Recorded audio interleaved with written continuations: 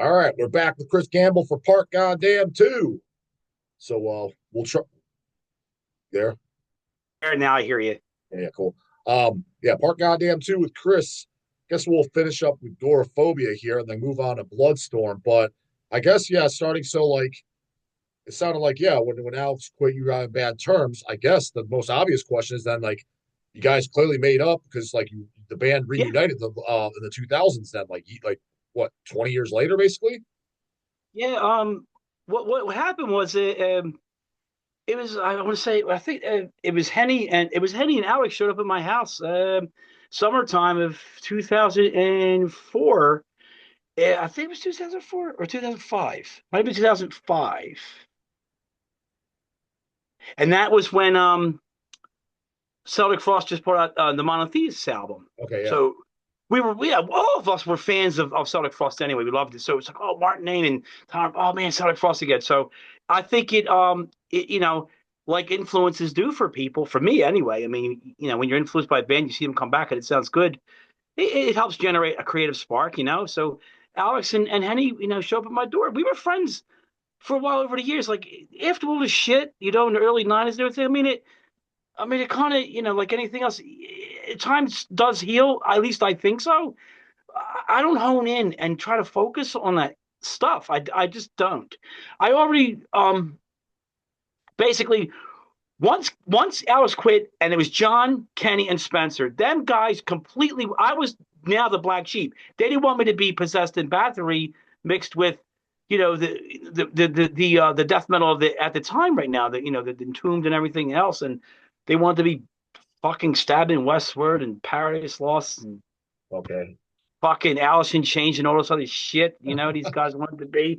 I wasn't. I'm like, man, that's not my world, man. I'm not Yeah. having it. So I was like, well, I'm out. I was like, you guys got all the answers, and I quit. Because once again, those three guys were like, oh well, Chris isn't a good player. He can't play. Here we go again. I heard that shit from Alex. Now I'm hearing it from the rest. I'm like, you know what? All you smart asses, you all have the answers. All right. I was like, so here's what I'm going to tell y'all. Any music that you guys do, give me and Alex credit for it. Okay. Anytime you record something, make sure Alex and I get credit for it. I'm out, man. Boom. I was out gone. I'm like, bye, guys. I don't need this shit. Month later, about a month, not maybe about a month, it was the fucking knock on my back door here. Well, it's John Arcucci and Kenny. Looking at me like, can we talk to you? I'm thinking to myself, dude, I'm great. My head is already going. I'm going to lay back. I'm going to regroup. I'm going to retune all my musical inspiration all over again and really see where my head's at today. Because I wanted to leave the scene with those guys. I wanted to leave because it left a very horrible taste for me. Because it's just all this shit that just happened and it ruined the whole idea of me wanting to do agoraphobia. It broke my heart that I had to kind of do that. But I was like, if I don't do it, man, I'm going to go down. And it's going to be just as bad. It's going to be complete shit. Well, I didn't want it to be complete shit. I wanted something I did, like that demo behind you. I wanted it to mean something. It had to matter to me. Hmm. You know, it did. It mattered what Alex and I made. It mattered when I did. We did. Omen of Masochism. But when these guys wanted to go in that direction, I was like, man, it don't matter to me no more. I'm out. So they knocked on my door and they were like, look, we got these shows. You want to, we want you to, kind of get back in and play and this and that. And I had a discussion in my bedroom in this house. I had a discussion with them about a musical direction. This is the last big discussion I had with those guys, and I'll move on to the next things. But I think it needs to be said. Um, I had a discussion with them about how I saw things in vision by the time it became, you know, um, the fall of 1993. I was like, no, actually, it was the fall of '92 because we did that Immolation tour, as a demo band, really. Yeah. We did that tour. It was huge for us. It was a big, really big break for us. And Relapse were behind it, and it was good. It was things were even cool with Relapse then, and those guys fucked that all up too. Um, so anyway, here we are in the fall of '92.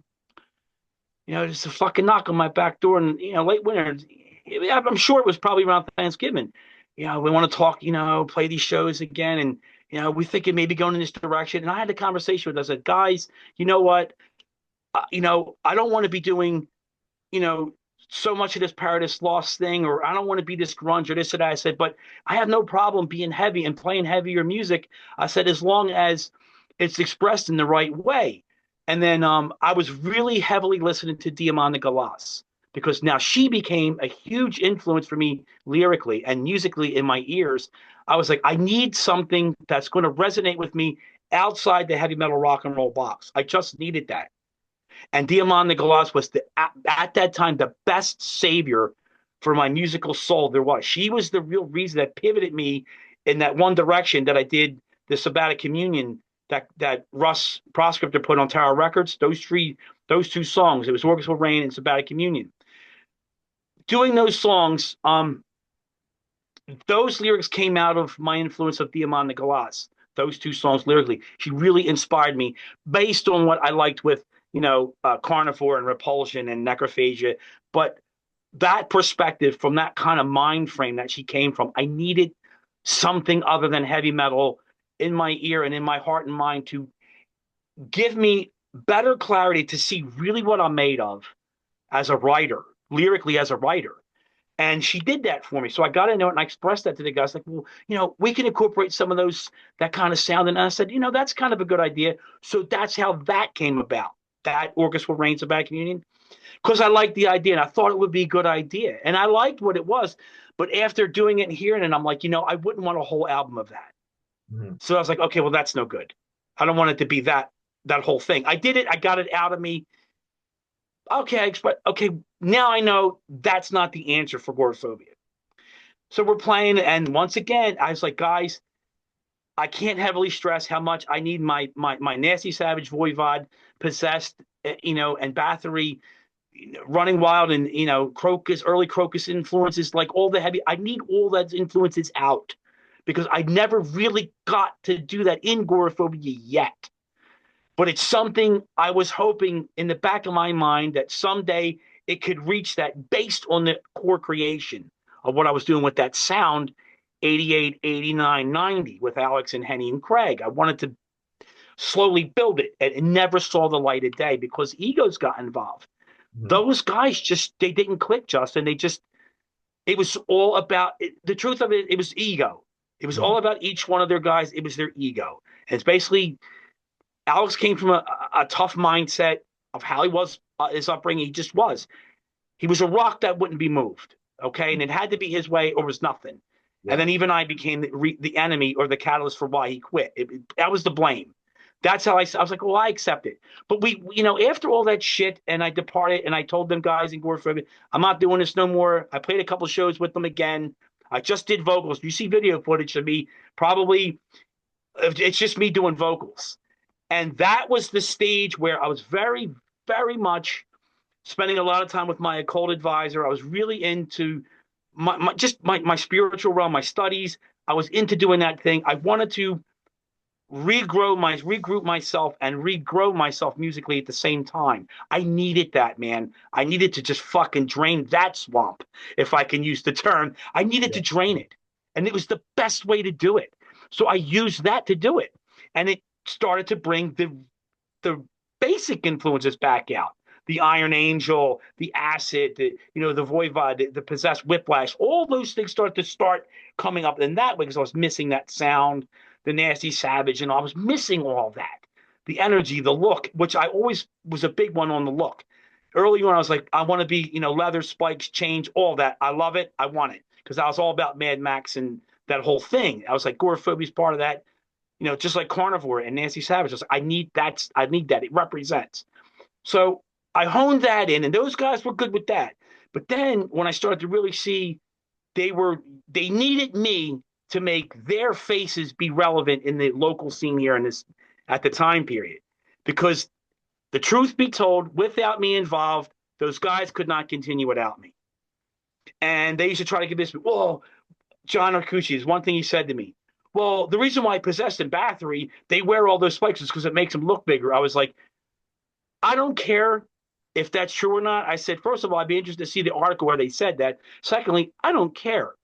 If it made them look big and strong, I don't care. All I know is It's what I image. It's what I represent. It's what I think and feel of this music.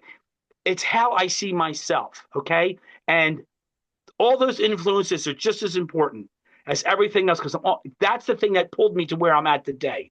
Me denying that means I'm denying my fan because I think being a fan first is way more important than trying to be this innovative musician.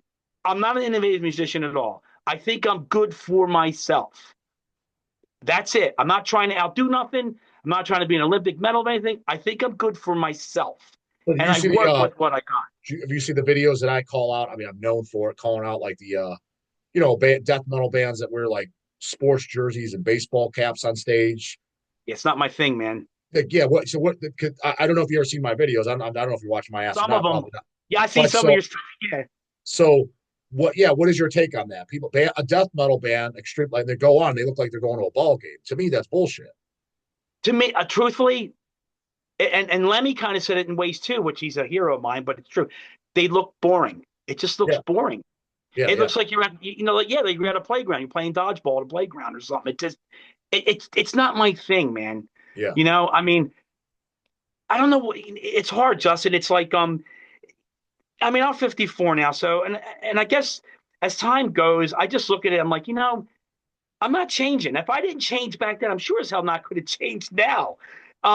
I figure, you got to let live. But is it something I do? No, Yeah. it's a turnoff. Plain and simple, it's true. It's a turnoff. If I see a dude and they're wearing Lakers jerseys with cornrows, Yeah, pass. right. I just got to be honest. Pass. Yeah, I'm not even interested. I don't want to hear Rage Against the Machine or any. I'm not into any of that at all. right, right, Not right. at all. I don't like it. It ain't my thing, man. Yeah. It's not. So boom. I don't want nothing to So, do with it. And a lot of those guys got into that, and I'm like, I don't want no part of that stuff. so is that what made you like that? Because yeah, Agoraphobia, a pure death metal band. When did you get the idea? Then was it the time Agoraphobia was still around, or when Agoraphobia was finishing to go into Bloodstorm? Talk about that. When did you have that idea? And for first to preface it, for because there's kids watching this, they don't know. Bloodstorm is a U.S. black metal band that Chris started. It's definitely a more, in my opinion, a heavier fucking black with sack, not that sissy black metal, not the ones that are like Okay. because we're putting out the vinyl of the second album, Pestilence of the Dragon Star. I purposely picked that out because that's the first one I heard. So naturally, that's my favorite one. And correct me if I'm wrong, Chris. I've never seen it on vinyl. I looked at it, I was like, it's never been on vinyl to my day. So I was like, I would love to see it on vinyl for it Yeah. myself. So and it is laid out. You've seen it. It's just Yeah. it's an on our release schedule. It's on the fucking thing to do, along with tons of others. So I'm definitely looking forward to that. Me But too. Thank you. it's funny because you look at its image, the music, everything. Not that you're the only one that's done it, like done different metal genres, but it's Yeah. drastically different. Where did you get the idea for a pure U.S. black metal band to do it again? Because at the time, because when you started, black metal. I mean, you weren't the first U.S. black metal band. There was bands like Sathanas and Profanatica, but black metal was mostly known from coming from like Europe and Scandinavia. So, Yeah. what gave you the idea to do that, and what was your influences other than obviously Bathory? You said, but was there other were you into like the Mayhems and the Emperors and you wanted to do like what was the whole idea? Necrovore. Okay. Necrovore, Pentagram from Chile, Sam Hain from the Denmark, which became Desert Salt, Nasty Savage Voivod, Celtic Frost, Sodom Destruction, uh, Whiplash. I mean, in Running Wild, Iron Angel, all the older metal bands that traditionally that's what I grew up. That's the world I grew up in, and I I mean, always wait a minute, you thought, had the course other than yeah, obviously Venom and yeah, Bathory had Motorhead, it. But I mean, but you had a very it was a total black metal image. The corpse paint, the spikes, yeah, it's like what like that. I mean, again, like I that said, part, well, but kind of that part because you said you like Bathory's do it, but the bands that were really doing it was mostly the Norwegian, well, the Scandinavian European. But I mean, you guys, yes, you were all duped out. So maybe I thought maybe you might think that's a little cheesy. Maybe go up there looking a little like Kronos from your. So what was your whole mindset on the whole thing? And even the vocals were the high pitched vocals, the screaming vocals, which everything. It was kind of more so like what was considered, black metal, but just in my opinion, probably a little heavier than what's a lot of the European right. ones. I'll tell you. I mean, really, what it is, it's a lot of it comes from what I just kind of mentioned musically. For me, it was never any different. because I can remember reading some articles. I remember Voivod being quoted somebody wrote them and said they were power black metal. I mean, I can remember some of those articles. Like, journalists categorize things because that's their job. You're putting into a magazine, you're trying to be descriptive. And it always interested me the way things were looked at in the 80s because all of it was new, all of it. So it was just like, oh shit, it's like you don't want to hear AC/DC anymore. Now you want Motorhead and Venom. Well, now you're hearing Motorhead and Venom. It's like, oh shit, Possessed. Oh my God, that's even fucking heavier than that. And when you're a teenager, just feeding off that energy, bam, bam, it drives, it keeps going on a level until eventually it caps out. But it was really the fact that the energy and look of Nasty Savage, of Nasty Ronnie, Voivod, Celtic Frost, definitely, because they used to wear black eye paint and everything, and I thought it was cool as fuck looking. I loved it because they looked medieval, and I loved it because like most people, I think we all love Sword and the Sorcerer and Conan movies and stuff.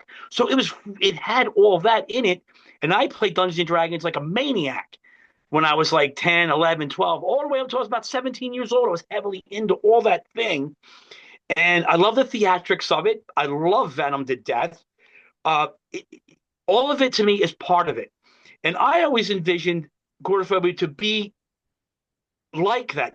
I think when you have a sound, the energy kind of complemented, but a look and a feel and a presence about you should encompass the whole thing to really make it really work the best. You can't go up there like we just said, like in basketball shorts and like you're playing a dodgeball at the park. Yeah. It don't look interesting. For me, it don't fit in what I consider the most the crucible of heavy metal attributes that I know. So I'm just like, I want to represent that in my own image. So I wanted to do that eventually with Goraphobia. Part of the reason why I was telling you about John, Kenny, and Spencer having that conversation in my house with me back in the late fall of 92, going into 93, about how I wanted to see things. When we were doing that Immolation tour in 92, that's when Darkthrone had A Blaze in the Northern Sky came out. They already had Soulside Journey, which I like that album very much. And then Immortal had their 7-inch. Everybody was riding High Soul and Blasphemy, Rotting Christ. So, and I remember that tour going in Europe. I think it was Immortal, Blasphemy, and Samel. I think it might have been the band. There was like it was like a tour. It was like the first like kind of black metal small tour, I think, advertised in Europe. I think it's Immortal, Blasphemy, and Rotting Christ. I think it is. That might have been it's yeah. So you know what I'm talking about. It was right in that time pocket where that stuff was coming out. I'm like, and I remember I was sitting in the van, and this is true, and if you get shit for it, I get shit for it, but it's the truth. All of us were sitting in the van, and I was playing that, and they were all making fun of me for it. Everybody, even the guys in the band were making fun of me. And I said to them all, riding in that van, I said, I'm telling you all right now, this is going to be the future of metal. This is going to be the future of underground metal. On my mom and dad's soul, I said it, and everybody in there laughed at me and said I had shit taste in music. Well, look where we're at today. Yeah. So those guys. Am I wrong? Those guys didn't like the black metal at all, then, huh? No. Oh, no. Okay. They say a lot, but they don't do a lot. And the thing, but I don't think I shouldn't. I can't for anybody. I can only go by what I've seen and heard. So what I witnessed and what I heard from my own camp, forget everybody else's band, from my own camp, it's like them guys thought in their heads, what Chris is doing is old news. It ain't going to work. That's garbage. That's useless. They were about trying to be grunge and all this other shit of the radio stuff and this and that. And Ann Bowman at the time, who was a manager for us for a little while, basically, in a sense, she really wasn't a manager in the sense that she really helped us get contracts. All she really did is book us shows. I mean, she helped advertise. Ian helped. There's no denying that. I won't take that away from her. Yes. And she believed in the look, too, which I give her credit for. She's the only one that backed me up with having the leather and the spice and the image. She backed me up on that. But when it came to the musical taste, and Justin, it's the truth. If you don't have that, I don't care how you look. It don't work. It don't work. You got to have everything together or it don't work. And you can't bullshit people in the crowd. You can't bullshit them. They see it. They're going to notice. And, most people love a good train wreck. So if you're going to be shit or crap, that's the focal point, because you can't. I don't want to be known for that. I'm like, if I'm going to be crap, I'm gonna be crap my way. Mm, And I'm gonna say, you know what? I don't fucking care. I did it the way I wanted to do it, and that's it. Happy. mm. Because I always knew, even back with those guys, trying to make them happy never worked. And the more you try to make them happy, it just the hole. Like I said, the hole was bigger and it sank deeper. I'm like, well, this is useless. I'm wasting my time. I'm getting older. I'm wasting my time. There's potential, and it was slipping past. I'm like, I'm done with this. I'm going to reset. I got into getting more spiritual and working with that, and then I'm like, I'm taking the other influences that I didn't get a chance to do, and it's time for me to do it. And that's when Bloodstorm came out. That's how I created the idea of Bloodstorm out of all the other influences I was naming. I was like, I miss this music.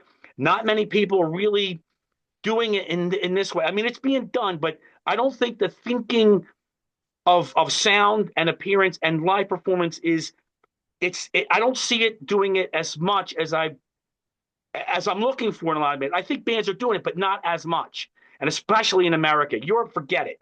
I always considered Europe. They're always the trendsetter of really kind of how music is because their minds are much more open to things than here. And the people that I seen running record labels here that were involved in Century Media and Nuclear Blast, they couldn't tell you the difference between a Motorhead or a Morbid Angel album. And I used to sit there with these people in his office. I'm like, I can't believe they got a job and they're dictating Destruction's album sales in their future for their tour. Yeah, they And don't even then listen to shit. they're throwing it around the room like it's a frisbee. I Yeah, yeah. watched them do it, Yeah, it's funny. I and said that on my channel before. I've called these big labels out. I was like, I'm telling you, these big I labels. sat there. I was like, I'm sure there's a guy or two that works there, but I'm telling you, these posers don't listen to metal music. The thing, okay, don't listen to it. That's fine. But have a little fucking pride if you're gonna if this label's gonna pay you to put your ass in that chair and ship out the product. Have a little fucking pride in at least your work, and Yeah, just say, okay, I'm earning this money. All right, I didn't win it, but hey, man, this has got me a job and a real cushy one too. These yeah, people were taking breaks whenever they wanted, lunch yeah. whenever they were having fucking friends and family sitting in the lobby. I remember Rhodes Mason taking his friends out to fucking baseball games on Nuclear Blast Europe's dime. Oh I no shit. fucking was there. I sat in that office and I heard them and I watched them fucking do it. Must be I nice, was man. like, That's it's a grind around here, man. It's practically a sweatshop over here. right. And it shows in what you do. Yeah, yeah, yeah, It's obvious. Look what happened to that label. They closed. Why yeah, did they yeah, close? Because you had the wrong people involved. You had the wrong people that you entrusted in. They did all they did is this, but they did nothing that really generate. They weren't involved in the scene to know. yeah, And all they do is you get these interns that working for a college. Well, I'm getting a college credit. Yeah, but you don't fucking know none of the stuff. yeah, It's like you're messing with my livelihood. My yeah, records are on that shelf, and for you, it's a big brouhaha game. yeah, This is fucking social coffee hour for you college fucks. yeah. Dude, it's So funny. I where's made a that leave joke, bands like dude. us? I said this to Joel Grind from Toxic Holocaust. Uh huh. This is like 10 years ago at a show. We were sitting there shooting the shit, me and Joel. Yeah, I know Joel. Known him for a little while, and I know him. He's a we were good we were guy to having me. employee we were going through employee problems, need a new packer or something like that. And he's like, "Well, how hard is it to find somebody to hire?" I was like, "Really hard." I was like, "Because here's the thing, dude. I was like, I'm not putting in just an ad in the paper." I was like, "Dude, this may sound silly." I was like, "But if you never even heard of Venom, I don't want your ass working here. I just flat out don't." Right. And he started laughing. He's like, "I can see that." How are you going to move product if you can't relate to the But either customer? even if That's it's just a fine. packer, yeah, because if you got to pull shit, they don't know. It's like, what does this say? And just, I was like, dude, I'm not here to teach some fucking adult his ABCs about metal like I'm a goddamn kindergarten teacher for metal music. I'm like, I'm not dealing with some fucking retard. I was like, if you don't know who Merciful Fate or Venom is, just get Right. the fuck out of my face. I do not want to talk to music about you with you. You're running a business. Yeah. And when you run your business good, it helps guys like me. Now, look, I'm small potatoes compared to this, and I am. I don't have no big record deals and like that, but I love what I do and how I do it. That's Mm-hmm. it. Happy. That's it. I'm doing what I like to do. I didn't. I wanted to do that with Gorfo to begin. It didn't happen because there was too much other people's problem involved, and they never settled their own stuff. They never settled their own dealings. They just didn't. And then it is. I think it was just much easier to just blame everybody else, and I'm the greatest, and fuck it them all, and it's me. Well, the world don't operate that way, Jack. You Yeah. only go so far with that. Unless you're filthy rich and you got an endless flow of money, how far do you go with that attitude? Yeah. I Yeah. mean, you Yeah. just don't. Well, I but with Bloodstorm, though, it seems like it was kind of smooth sailing because you were like cranking out the releases. Like, way obviously more than Agoraphobia. Was it just because Yes. you had no? Was it because you had no band member problems like Agoraphobia? Yeah, and it's just because you were calling all the shots, or like how? I mean, because that was you finally found your groove. I mean, you were cranking. Yeah. Yes. It was definitely easier once I separated myself from them guys. I had to, and when I did, I'm like, you know what? For all the if I'm so terrible, I'm like, well then fuck it. I'm just going to play terrible. And I taught myself guitar. I'm like, well, this is what I like to hear, and I'm just playing something. Sounds good. Working with a drum machine. And luckily, my brother's a drummer. Frank was a drummer. I'm like, Frank, you ain't working right now, doing the corrosion. I mean, you want to help me make it done? I got a couple song ideas. Just jam. And we were able to jam because my brother was working. I was working. Not going to afford to play. You could jam. So I'm like, all right, this is what I got. And my brother's got a very good early hardcore punk drumming style because he's heavily in the Excel and Discharge and corrosion conforming, Does Cro-Mags. he My play brother on comes every? from that. Does he play on every Bloodstorm record?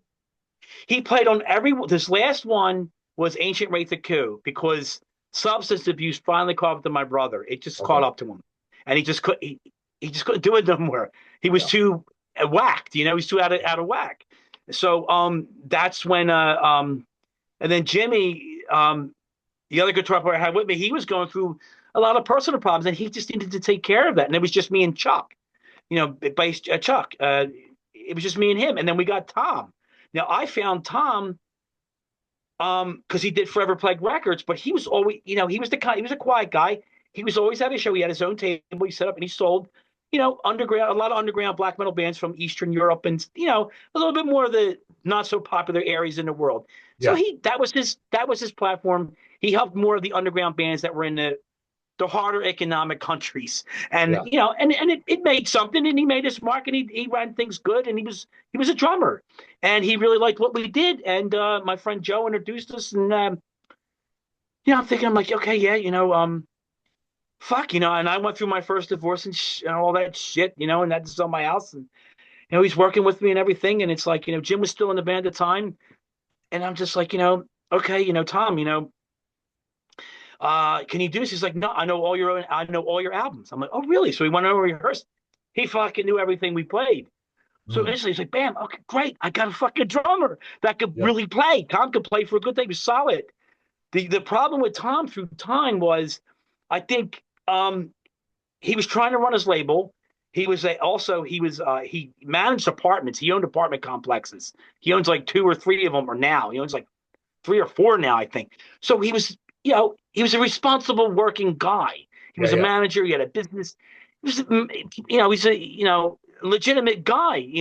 He took care of everything. So he was very limited to what he could do Yeah. outside of recording. So he couldn't play out as much. Yeah. So when he took over, it kind of made the style. Well, now I could do a lot more of the Bathory-esque sort of things now because Tom can do that. He has that drive to ba ba ba ba ba to pound in a way like Repulsion.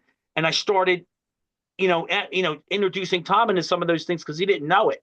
He didn't know some of that. And Chuck really didn't know those styles. Those guys used to laugh at me when I would play Acid and Iron Angel and Crocus and Nasty Savage and all. They were like, oh, that's funny with the high vocals and Blessed Death. But I used to tell them, I was like, I'm telling you guys right now, and this was summer of 2003. I was like, I'm telling you now, the stuff that I'm showing you guys, it's going to blow up and be popular in about 2 to 3 years. You're going to start seeing everybody's going to be reissuing these Exciter albums. Everybody's going to be interested in reissuing Sacrifice and Whiplash and Razor again. I was like, watch. You watch at these fests. Watch how fast it starts to come up. Everybody's going to start talking about Necrovore and Pentagram and early Nocturnity. I was like, I'm telling you, watch. It'll happen. And it fucking happened. Funny sad too, because I have similar experience. I'm not, I have similar experience with Hells, like talking about reissues and yeah, shit. When our earliest days, a big yeah, vision was mine, like putting out a lot of stuff that we grew up on that was like 90s and early 2000s. And I told yeah. Eric and Chase, I was like, I'm telling you, dude, these are going to be considered classics, and we need to put them Because out it's on vinyl for missing. the first time because things take time to catch on. And I just knew it. So like first, like when Yeah, I said in early 2000s for us to put out on vinyl something like Deeds of Flesh, it was kind of like yeah. does that crowd even buy vinyl? Like, who's gonna want it? I don't know. Now, dude, flies on shit. Like it was put out by Osmos Yeah. Records. They stole my goddamn idea. We got them in stock. Couldn't even goddamn keep them. So I was like, it's like, dude, I knew this 20 fucking years ago. Same fucking thing. I was like, Right. because some of it's kind of Yeah. obvious. I was like, just Yes. watch. I was like, I guarantee it. And it happens, I think, in our scene, and even younger people now that are in our, they're going to see it too. I think eventually, in some way. I Yeah. mean, we're in a digital age, but somewhere down the line, it's going to happen again. I just kind of believe that. At my stage in the game, I had a lot of faulty things happen around me enough to go, well, you know what? I knew what not to do for Yeah. me. I knew what not to do. I knew it wasn't going to work, and I knew what was going to resonate. And I'm like, well, that's shit. That's naturally what I like anyway. So why not do it with Bloodstorm? And that's really kind of how it crafted. When I did those demos with my brother, each time I think I got better and better. And I have to credit working with Ray, Russ, and Mike from Absu for that because it shaped me into a better musician working with them guys. It really did. Because those guys at the time really loved what they did. They were always together. They played together. They rehearsed. I'm like, this was the real experience of a band for me when I was the session member in Absu. This is how I wanted when I was sitting there in that studio with those three guys, Justin, I was like, this is how I wanted Agoraphobia to be 89, 90, and I never had it. So when I seen it for the first time with Absu, it opened my heart again to a lot more realization that, it's like, the problem wasn't and it wasn't me. It really wasn't the environment. It was the wrong people involved at the wrong time, I think. Well, I think I mean, it's my not. area was tough. I don't think it's that. It's just not everybody was on the same page. When you get a No, band, that's what I mean. At the wrong time. everybody's got to have the same idea of where the Mine, band's going. It's same mindset for the exactly. same reasons. Not well, And that's how it works. one guy wants to make millions of dollars, another guy wants to score chicks and blow, another guy he just wants to fucking jam. You got three. I was Yes, like, it's not going to work because it there's don't. three totally different reasons to be into it. And that's what really broke apart Agoraphobia for good for me. I'm like, there's too many people giving opinions to other people that don't have nothing to do with the songwriting, and yet Alex left, so I'm like, now I'm on my own with the original idea, trying to make this thing work. And I got people around me that don't see it for what it really is and how I made it this far doing it that way with Alex and Craig. I'm like, you guys are missing the real concept. I'm like, well, this is lost. And I have to restart the board. And Bloodstorm was the natural answer to do that. And truth be told, a lot of the things that I did with Bloodstorm early on, pieces of that, should time have went on, and these guys treated me like, yeah, Chris, you got some good writing ideas. The music would have started having some of that into it, eventually. But I might have kept the guttural voice because if I was allowed to express in that way, maybe I would have kept the voice fluctuating between two. And by the time we did those Agoraphobia records, having John license it, but we doing that, my head was, and there were so many years past. Yeah. And I understand when people heard that record, they were like, "This isn't a Agoraphobia record I was expecting." That's what I was now. That's what I thought, process. I thought the same thing. Yeah, and you're not the only one, Justin. I heard that, and I understand why that is, and I can't fault people for it.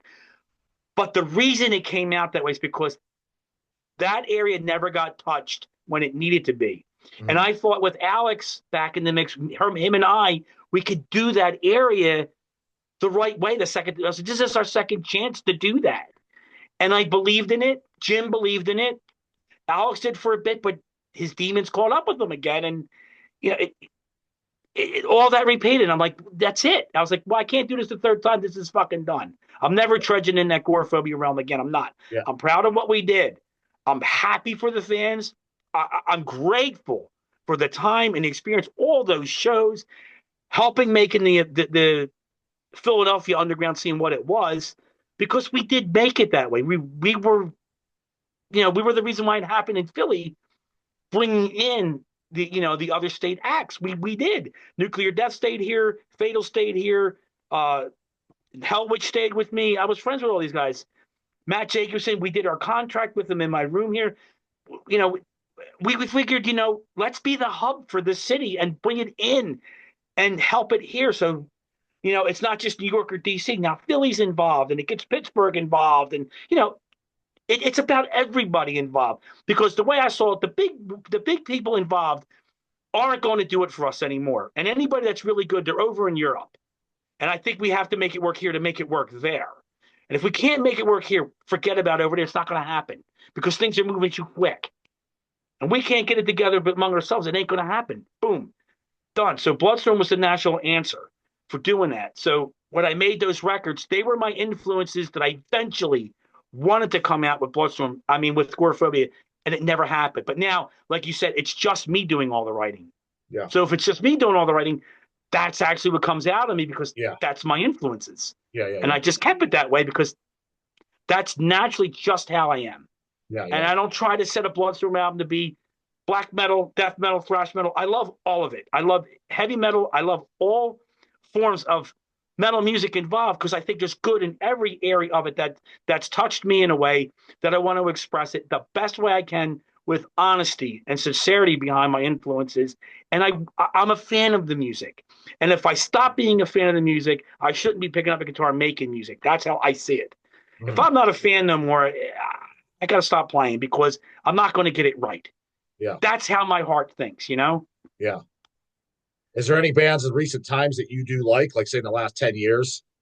Hexea, I really like Hexea a lot. You got them on your label. Congratulations. I think, Uh, and the reason why I say them first and foremost, because I got to know JD and I got to know Noelia. And it just happens that Noelia is a woman. And I didn't know she was a woman at first. I didn't know when she wrote and everything. But yeah. Yeah.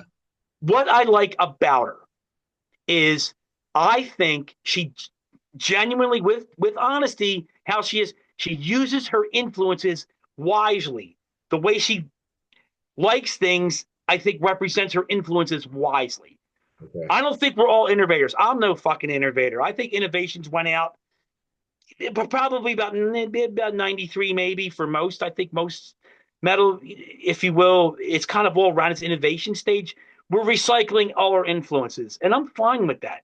If it's done with some integrity and just just an honest spirit, just a raw, not overthought of simplicity is brilliance. No matter how it comes out, if it's tactical, if it's simple, if it's done with honesty, and it's brilliance that way. And I have respect for those styles. I think she represents herself well in her writing style of music. So I really like the way Hexea does her songs and how she is, and her voice sounds cool with the music. There's a band now. I think they are from South America, and it's making me mad because I can't think of them. I'm trying to think of they're very Motorheadish, very Motorhead like band. I'm talking about Whip Striker, Um, are you? what's I know of Whip Striker. I think if I heard the name, I would know it. Something. Oh shit! It's like I think they're a South American band. Mhm. Uh, I think there's a saw blade or something in their logo.